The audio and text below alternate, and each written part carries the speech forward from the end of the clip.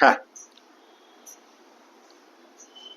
আরেকটা জিনিস আমার মনে হয়, যেটা মূলত পুরোনো দিনের প্রচুর সিনেমাতে আমরা দেখতে পাই, হিচককের সিনেমাতে তো অবশ্যই এটা দেখা যায়, যে সাধারণ স্বাভাবিক একজন মানুষ যাকে গল্পে অস্বাভাবিক পরিস্থিতির মধ্যে ফেলে দেয় চিত্রনাট্যকার, পরিচালক।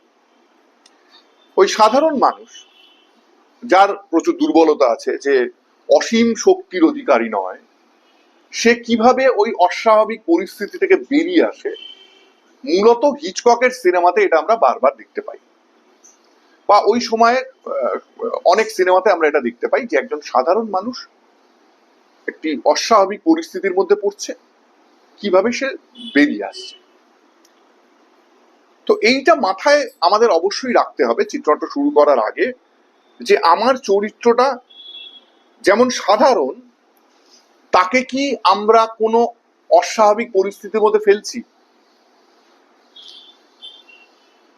মানে আমি উদাহরণ দিচ্ছি, একটা মানুষ ধরো ছাপোষা কেরানি, ঘরে ঘরে আসে অফিসে যায়, ঘরে আসে অফিসে যায়, ঘরে আসে অফিসে যায়।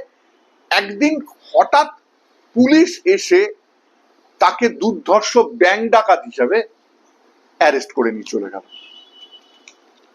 বাড়ির লোক ভাবতেই পারছে না যে একটা সাধারণ লোক, যে লোকটাকে একটু চেঁচিয়ে কথা বললে যে লোকটা ভয় পায়, বউকে ভয় পায়, আশেপাশের লোকেদের যে ভয় পায়, হঠাৎ করে একদিন আবিষ্কার হলো যে লোকটা একজন ব্যাংক ডাকাত।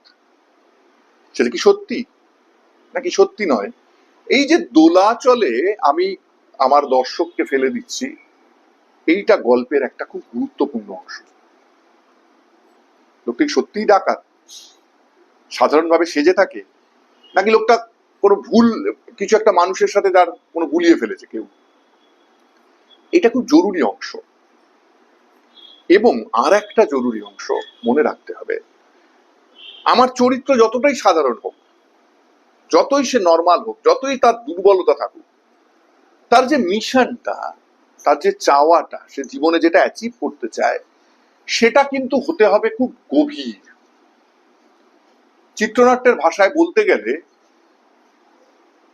সেটা পেতে গেলে দরকারে সে জীবন বাজি রাখতে পারে, এই লেভেলের চাওয়াটা হতে হবে।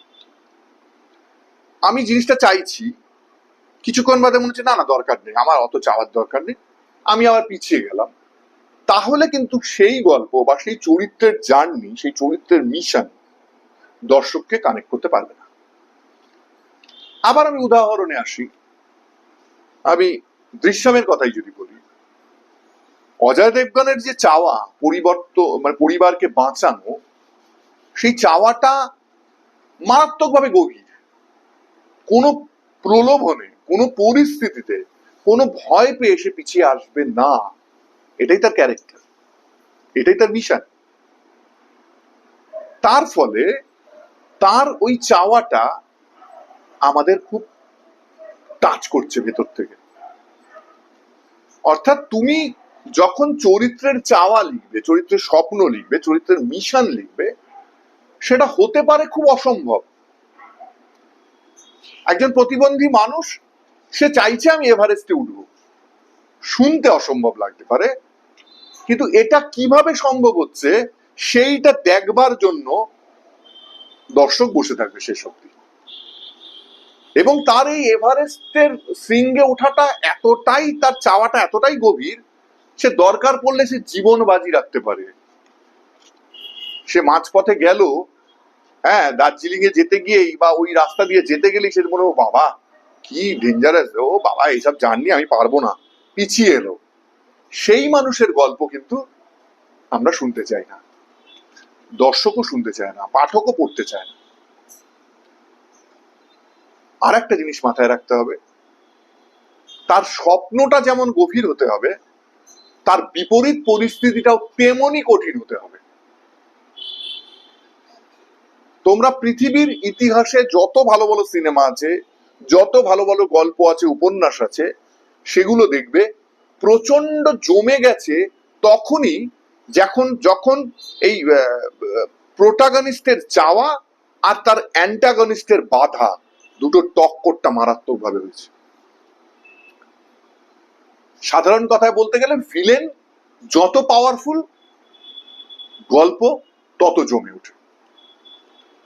শোলেতেই আমরা দেখেছি যে ভয়ঙ্কর নৃশংস ভিলেন, এদিকে যে ঠাকুর যে লড়াই করছে তার দুটো হাত নেই, মিশনটা অসম্ভব, এটা কি করে হতে পারে পূর্ণ? যত অসম্ভব, তোমার ভিলেন যত ভয়ঙ্কর, তত বেশি তুমি গল্পকে জমিয়ে দিতে পারবে। এটা তোমরা সবাই জানো, এটা পৃথিবীর গল্প বলার ইতিহাসে চলে আসছে। ভিলেনকে যদি আমি স্ট্রংলি বানাতে না পারি, প্রোটাগনিস্টের লড়াই জমে ওঠে না। আমরা যদি মনে করি যে ভিলেনকেতেই সহজে হারিয়ে দেওয়া যাবে, তাহলে কিন্তু সেই গল্প দর্শককে টানে না। আর একটা জিনিস জানতে হবে, দ্যাট ইজ সেলফ রিয়েলাইজেশন। অর্থাৎ প্রোটাগনিস্ট যেন জার্নির মধ্যে দিয়ে নিজেকে চিনতে পারে, নিজেকে অনুভব করতে পারে, নিজের ভেতর কি পরিবর্তন হচ্ছে সেটা সে বুঝতে পারে, তার ইনার ওয়ার্ল্ডে যেন একটা পরিবর্তন হয়, ট্রান্সফরমেশন অফ এ ক্যারেক্টার, তার যেন একটা উত্তরণ ঘটে। এটা মাস্ট।